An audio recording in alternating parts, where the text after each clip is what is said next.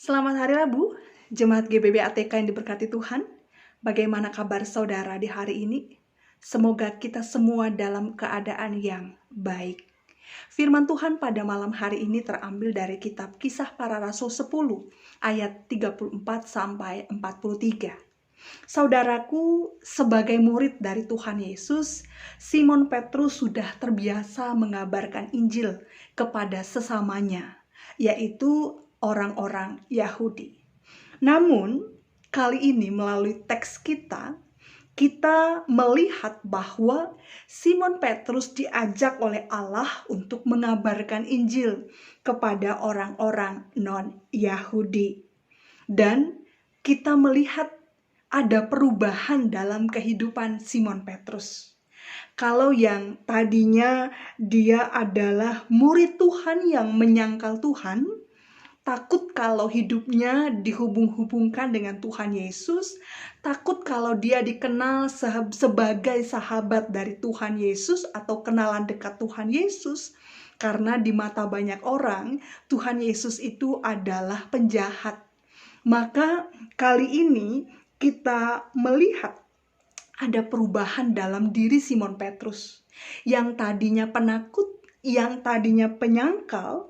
Sejak Simon menyaksikan bahwa Yesus yang mati itu bangkit, keyakinannya mantap dan berkobar. Yang tadinya penakut, yang tadinya penyangkal, kini dia menjadi Petrus yang berani.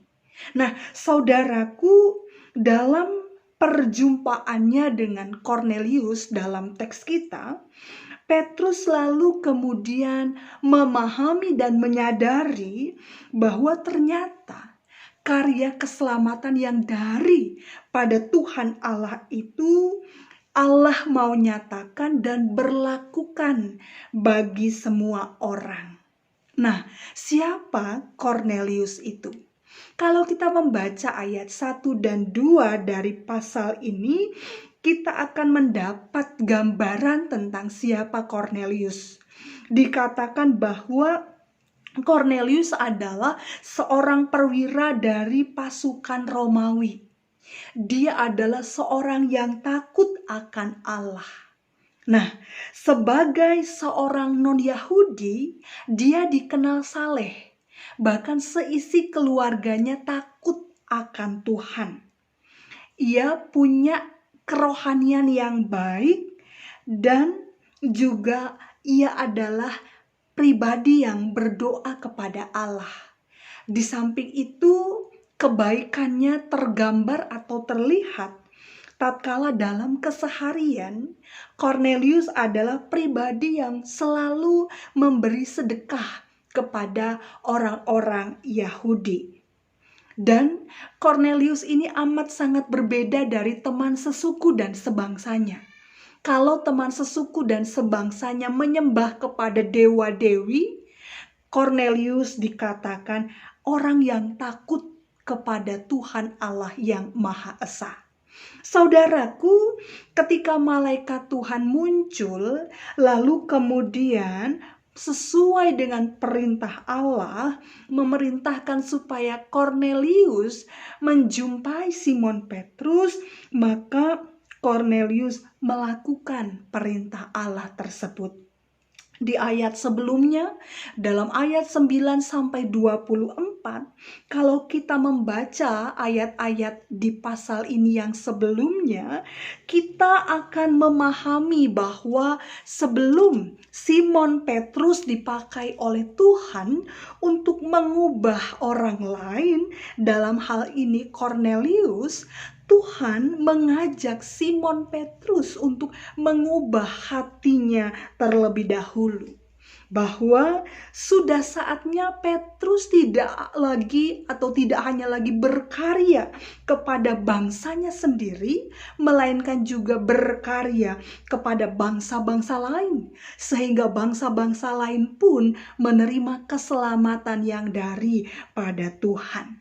Nah, lebih lanjut kalau kita lihat dalam ayat 25 sampai 43, dalam perjumpaannya dengan Petrus, Kornelius hampir saja terjebak pada pemujaan kepada manusia. Dia bersimpuh di kaki Simon Petrus ketika berjumpa dengan Petrus. Akan tetapi Petrus mengingatkan bahwa dirinya hanyalah manusia biasa. Dan ketika Petrus memulai dengan membuka hatinya sendiri bahwa keselamatan yang daripada Allah ternyata juga diperuntukkan bagi orang lain, maka peristiwa pekabaran Injil pun dapat dinyatakan atau disebarkan. Nah, saudaraku, di hadapan Kornelius dan orang-orang yang hadir pada saat itu, Petrus mewartakan atau memberitakan bahwa Allah adalah hakim bagi semua orang. Petrus mau mengatakan bahwa ternyata Allah itu tidak pilih-pilih orang. Allah itu berkenan kepada semua bangsa yang hidupnya mau takut akan Tuhan dan melakukan apa yang baik. Dan kesaksian Petrus ini merupakan kesaksian yang benar dan apa adanya. Karena dia adalah saksi hidup. Dia tinggal bersama Yesus, lalu dia juga melihat Yesus dalam perjalanannya. Yesus yang mati di salib, Yesus yang bangkit, dan Yesus yang naik ke surga. Petrus juga adalah salah satu saksi yang makan bersama Yesus sesudah Yesus mengalami kematian. Dan tentu saja ini merupakan peristiwa yang istimewa. Mana ada manusia yang bisa duduk bersama, bahkan makan dengan orang yang dalam tanda kutip sudah mati, tapi bangkit lagi, sehingga para murid adalah orang-orang yang terpilih. Mereka beruntung karena dapat melihat Yesus yang bangkit, dan Yesus sendiri yang mengatakan, menyampaikan, mengutus mereka, supaya mereka mengatakan kepada semua orang bahwa Allah yang hidup akan menjadi hakim baik bagi orang hidup dan juga bagi orang yang mati. Dan yang mau percaya kepada Allah akan selamat dari dosa karena beroleh pengampunan daripadanya. Nah, saudara yang dikasihi Tuhan, melalui firman Tuhan, pada hari ini kita mau belajar beberapa hal. Kita diingatkan, diajarkan akan beberapa hal.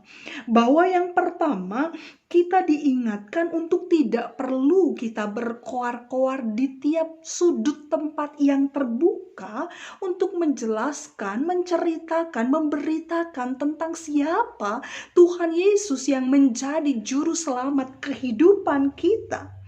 Tapi yang perlu diperhatikan oleh orang Kristen dalam hidupnya di tengah keluarga gereja dan masyarakat adalah bahwa kita mau terus memperlihatkan sikap hidup yang benar, yang baik, serta penuh kasih kepada semua orang. Jadi tidak perlu kita membawa Alkitab lalu kita melakukan penginjilan di tempat-tempat terbuka untuk memberitakan siapa Yesus yang menyelamatkan kita. Tapi dengan sikap, tutur kata, perilaku yang santun, yang baik, yang tulus, yang sopan, yang benar, kita dengan sendirinya sedang memberitakan siapa Kristus yang kita sembah dan kita imani. Jadikanlah hidup kita sebagai surat Kristus yang terbaca oleh banyak orang, dan melalui kehidupan kita nama Kristus dimuliakan. Yang kedua, dengan adanya pernyataan Petrus dalam ayat ke-34, dikatakan dalam 34, sesungguhnya aku telah mengerti bahwa Allah tidak membedakan orang. Di sini kiranya kita mampu melihat bahwa ternyata Allah saja yang senantiasa berjaya mengubah hati orang yang keras. Hanya Allah yang mampu mengubah orang. Hanya kasih Allah yang mampu menyentuh menyentuh sampai ke relung hati seseorang. Seperti Petrus, pada awalnya ketika dia mendapat penglihatan tentang makanan-makanan yang baginya itu tidak pantas untuk dimakan, sampai 3 kali penglihatan ini diperlihatkan kepadanya, dia katakan, saya tidak makan itu. Tetapi kemudian dia berpikir, apa arti dari penglihatan itu sementara orang-orang yang diutus Kornelius sudah ada di depan pintu rumahnya. Kemudian dia sadar bahwa ternyata dari arti penglihatan itu mau mengatakan bahwa Allah itu tidak membedakan orang. Siapa yang takut Tuhan dari bangsa manapun, selama ia mau takut Tuhan, percaya kepada Tuhan, akan beroleh keselamatan. Tuhan yang mampu mengubah hati manusia yang keras membatu sekalipun. Karena itu Bapak Ibu Saudara, kalau dalam hidup, dalam relasi mungkin kita punya suami atau istri yang keras, anak yang keras, tetangga yang keras, rekan sepelayanan yang keras, rekan sekerja yang keras. Kita belajar yang mengubah hati orang itu hanya Tuhan. Karena itu mintalah pada Tuhan. Dan ketika kita meminta kepada Tuhan untuk mengubah hati orang itu yang keras supaya menjadi lembut, supaya seturut dengan kehendak Tuhan, jangan lupa kita juga minta kepada Tuhan supaya Tuhan juga mengubahkan hati kita. Karena jangan-jangan bukan hanya mereka, tapi hati kita pun keras. Kita menolak untuk memberitakan firman Allah melalui kehidupan kita. Kita menolak untuk menjadi saksi Kristus di tengah-tengah dunia. Yang ketiga, kita belajar sebagai gereja, saudara dan saya, kita diajar untuk rendah hati. Karena Yesus datang untuk semua orang. Yesus mengasihi semua orang, bukan hanya orang Kristen saja. Dia adalah Allah untuk semua orang. Tetapi kita sebagai orang Kristen harus menjadi contoh bagi umat yang lain, supaya kita hidup dengan penuh kasih dan kesabaran. Orang Kristen tidak boleh sombong, tidak boleh eksklusif, tidak boleh memandang rendah orang lain. Tetapi orang Kristen juga jangan sampai kita mempermalukan Tuhan yang mengasihi dan menyelamatkan kita. Karena itu seharusnya tidak ada orang Kristen yang jahat. Orang Kristen yang berlaku keji, yang kejam, yang berlaku curang. Karenanya sebagai murid Tuhan yang hidup di tengah masyarakat, mari jadilah contoh, jadilah teladan, jadilah baik, dan jadilah saksi Tuhan. Agar semakin banyak orang yang mau mengenal, percaya, dan menyerahkan hidupnya untuk dipakai Tuhan menjadi alat kesaksian yang memberkati banyak orang. Amin.